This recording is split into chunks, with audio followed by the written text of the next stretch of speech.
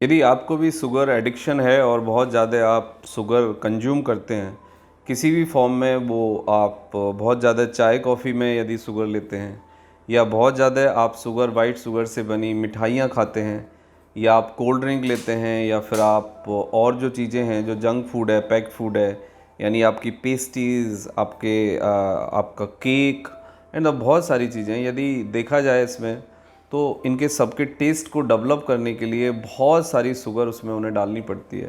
यानी आप जो चिप्स चॉकलेट देखते हैं, या फिर आप केक देखते हैं, या फिर आप कुरकुरे जो देखते हैं, कोई भी any packed food and junk food, उसको ज़िंदा रखने के लिए, यानी स्मेल फ्री रखने के लिए, ज़िंदा तो वो नहीं होता है, डेड फूड होता है वो।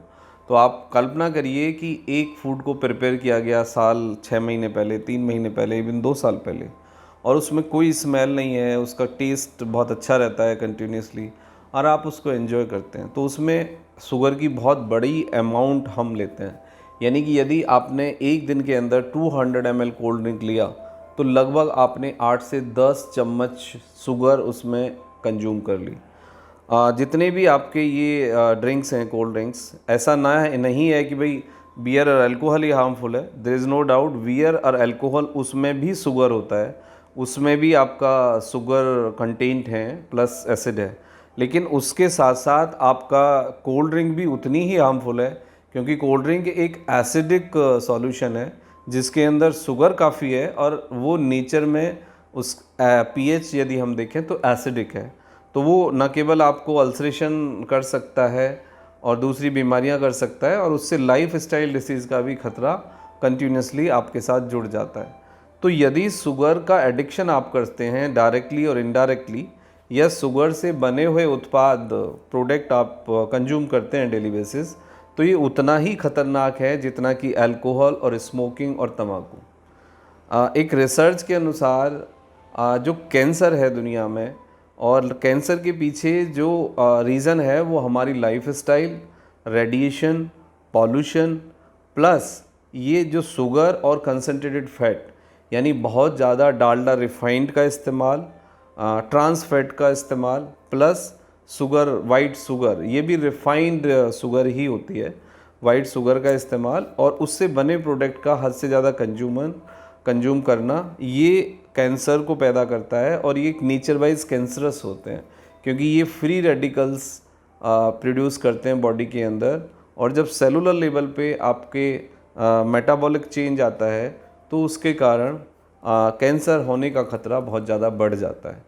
तो सबसे ज़रूरी ये बात है कि आप शुगर के इंटेक को लिमिटेड करिए, आप फैट के इंटेक को लिमिटेड करिए, आप नेचुरल फैट लीजिए। नेचुरल फैट से मेरा मतलब है कि ट्रांस फैट मत लीजिए, जो आपको डालडा से मिलता है, रिफाइंड से मिलता है, और आप यदि देसी घी भी खाते हैं तो वो भी आप लिमिट में खाइए। लेकिन नेचर ने कोई ट्रांस फैट नहीं बनाया, ट्रांस फैट हमने बनाया है। नेचर ने शुगर नहीं बनाया, शुगर हमने डेवलप किया अपने टेस्ट के लिए। तो जो नेचुरल शुगर है, नेचर जिस फॉर्म में हमें शुगर दे रही है, आप उस फॉर्म में कंज्यूम कर लीजिए। फैट नेचर हमें जिस फॉर्म में देती है, वो आप फैट कंज्यूम कर लीजिए। जैसे कि ड्राई फैट फ्रूट्स में आपका अखरोट, बादाम, काजू में फ़ैट होता है। यदि आपको फ़ैट चाहिए बॉडी के लिए तो वो आप खा सकते हैं, या फिर there are an number of fruits जिनमें फ़ैट होता है, वो आप खा सकते हैं। और नेचर ने एक राइट कॉम्बिनेशन में हमें फ्रूट, वेजिटेबल और अनाज दिए हैं।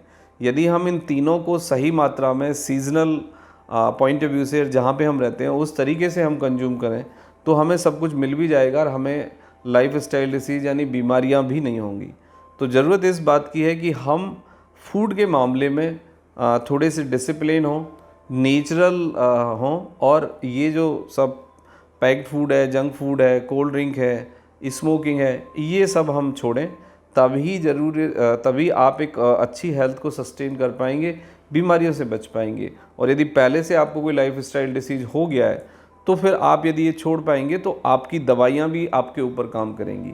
देखो, कॉन्सेप्ट ये है कि यदि आपका फूड ठीक है तो शायद आपको दवाइयों की कोई आवश्यकता ना हो, और यदि आपका फूड ठीक है और आप कोई दवाई भी यदि आप ले रहे हो, तो आपकी दवाई अच्छे से काम करेगी और आप जल्दी रिकवर कर जाएंगे और आप पूरी तरह से ठीक भी हो जाएंगे।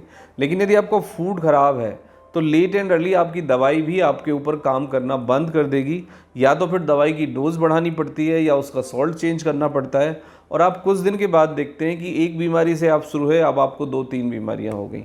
तो ज़रूरी ये है कि आप अपने फूड को करेक्ट करें, फूड का सही होना और एक्सरसाइज डेली बेसिस करना, ये बहुत ज़रूरी है। Otherwise late and early medicine से भी रेजिस्टेंट आएगा। आप बहुत सारे केसेस में सुन रहे हैं दुनिया में, एंटीबायोटिक रेजिस्टेंट आ गया, टीबी की दवाइयों से रेजिस्टेंट हो गया, कैंसर में एंटीबायोटिक्स काम नहीं करते, या बहुत सारे इन्फेक्शंस में एंटीबायोटिक काम नहीं कर रहे।